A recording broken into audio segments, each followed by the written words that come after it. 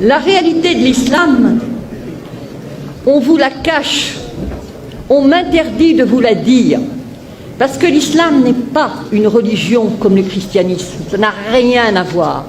L'islam est une religion de la loi, l'islam est un droit religieux.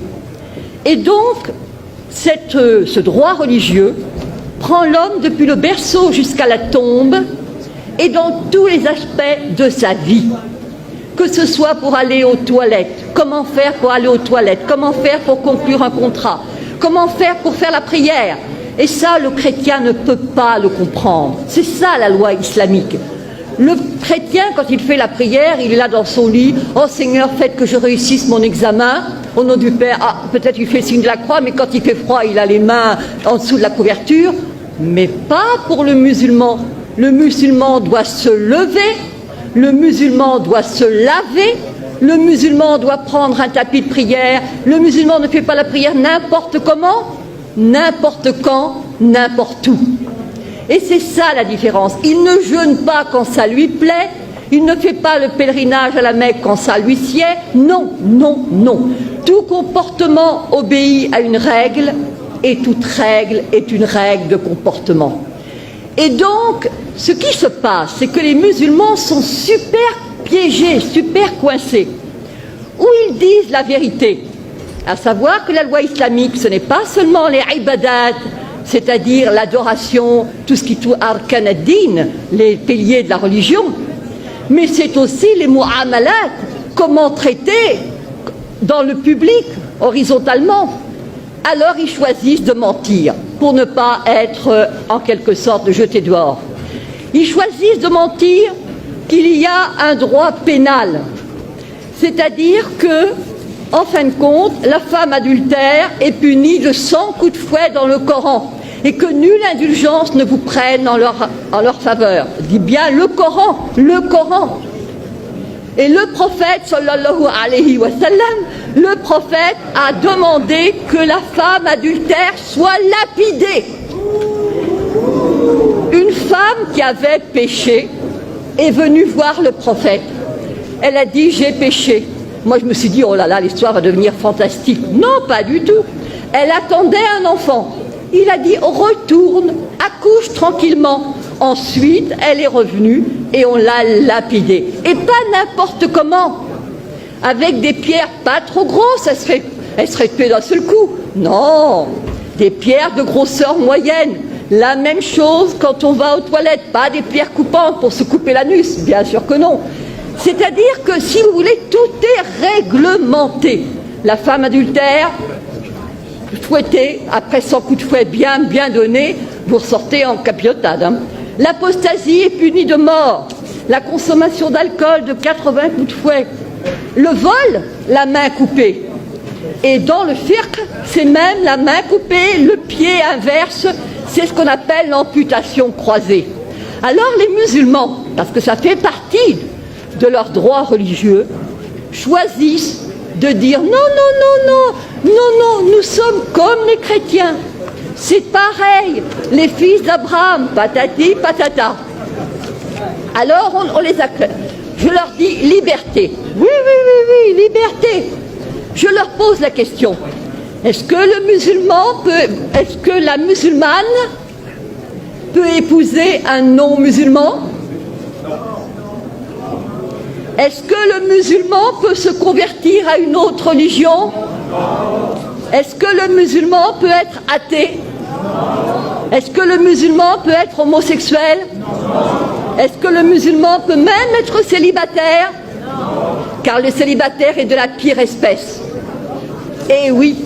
Est-ce que, pas de monachisme en islam? Alors je ne vous dis pas les curés, les moines, enfin les curés on ne sait pas, mais les moines en tout cas, ils passeraient un mauvais quart d'heure. Et la religion catholique, c'est l'horreur, l'abomination.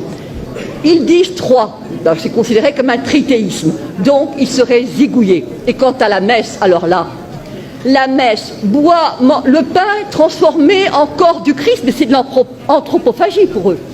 Et boire du vin. C'est-à-dire que tout est quelque chose, horreur, horreur, horreur. ce sont des mushrikoun, des associateurs, et c'est najas. Najas, c'est-à-dire impureté, saleté, cochonnerie. Alors, liberté, laissez-moi rire, il n'y en a pas. Mais alors, puisque de toute façon le musulman obéit à des règles, il est encerclé, emprisonné, on ne peut pas faire n'importe quoi, on entre dans les toilettes du pied gauche, on mange de la main droite, on ne mange pas n'importe quoi, on ne mange pas n'importe comment. C'est le rôle des fatwas qui vous dit, s'il vous plaît, comment on fait? Et alors évidemment, on vous répond. Alors évidemment, avec l'Internet, ça devient n'importe qui, n'importe quel con peut répondre, mais non, etc. Ça, c'est un changement. L'égalité. Mais bien sûr que nous avons l'égalité. L'égalité entre qui? Entre les musulmans. Al-Muslim, Akhul Muslim. Le musulman est le frère du musulman, pas le frère du non-musulman. Absolument pas. Absolument pas. Ne prenez pas les juifs et les chrétiens comme alliés. Et enfin, nous avons... Alors là c'est vraiment le must. Vous prenez la sourate 5, Al-Maïda, la table servie. Al-Yahoud. Les juifs disent la main de Dieu est fermée. Mais non, c'est la leur qui est fermée. Et alors je passe, il est dit, écoutez bien ceci. Et certes, nous avons fait croître parmi eux la rébellion et la mécréance. Nous avons, alors, je dirais, et nous avons fait croître l'inimitié et la rébellion. Nous avons jeté parmi eux la haine jusqu'au jour de la résurrection. Yaoum al-Qiyamah. Vous voyez pour l'affaire d'Israël ce que ça signifie. Ensuite, il est dit, ce sont les Juifs qui allument la guerre. Ce sont les Juifs qui allument les guerres. Et c'est Dieu qui l'éteint. Et rappelez-vous, il y a eu une fatwa, il y avait eu des émeutes en banlieue, et monsieur Malek Chabel, musulman modéré, a écrit, mais il n'y a pas de guerre sainte en islam. C'est-à-dire, il a dit, en fin de compte, ce sont... il a cité de manière très habile que ce n'était pas les musulmans qui allument les guerres. Et tous ceux qui connaissaient le Coran ont compris. Parce que c'est sûr. Mais bien sûr que le problème... Alors, je me suis adressée au recteur de la mosquée de Paris, le charmant Dalil Boubaker. Je lui ai dit, comment trouvez-vous la première sourate du Coran? Il a dit, c'est le paternoster chrétien. J'ai envie de lui dire, alors crétin, le paternoster, alors commençons. Au nom de Dieu, le clément, le miséricordieux, etc. C'est toi que nous adorons. Iyyaka na'budu wa iyyaka nasta'in. Ihdina sirat al-mustaqim. Donc guide-nous dans la voie droite. Et alors là commence le suspense. La voie de ceux à qui tu as accordé tes faveurs. Sirat al-ladin, voilà, an'amta alayhim. Donc c'est la voie de ceux pour lesquels tu as été généreux. Sirat, alors, Ghayr mardoubi alayhim, la voix de ceux contre qui tu n'es pas en colère. Walad dallin, et ceux qui ne sont pas égarés. Alors moi j'avais apporté un commentaire. Pardon. Vous voulez... Non. Donc j'avais apporté un commentaire et j'ai dit devant tout le monde, évidemment, là vous ne comprenez rien. Mais il y a le commentaire qui explique et que tous les musulmans pieux connaissent. Alors je regarde. Quels sont ceux à qui Dieu a accordé ses faveurs? Alors je vois Al-Muslimoun ou Al-Anbiya, donc les musulmans, les prophètes. Quels sont ceux contre qui Dieu est en colère? J'ouvre le tafsir, le commentaire, et je vois Al-Yahoud, les juifs. Et ceux qui sont égarés, je regarde et je vois Al-Nasara, les chrétiens, les nazaréens. Et je dis, c'est ça, votre sourate première, le paternoster, et nos curés cons, qui font du dialogue islamo-crétin.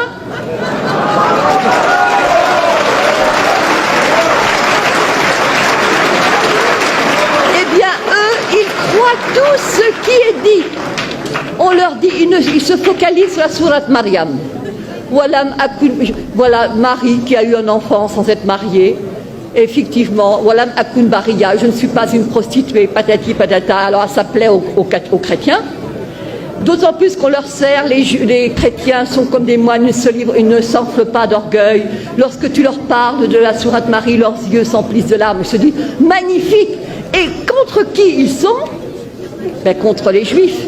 Les Juifs qui, pour eux, Marie n'est pas la mère de Dieu, pour eux, bon, Jésus n'est pas le... Alors, il y a, par rapport à la communauté juive, un danger immense contre lequel je me bats depuis 5 ans.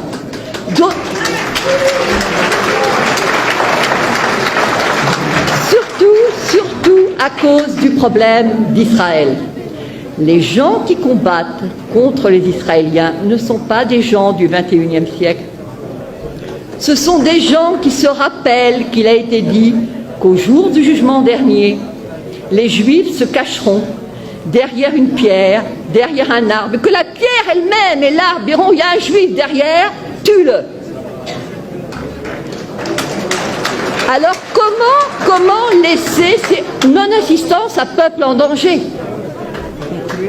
Oui, bien sûr. Donc je dirais, l'islam n'est pas ce qu'on vous enseigne, l'islam n'est pas ce qu'on vous dit. L'islam est dangereux parce qu'il n'y a pas d'égalité, pas de liberté, pas de fraternité, pas de possibilité de s'en sortir.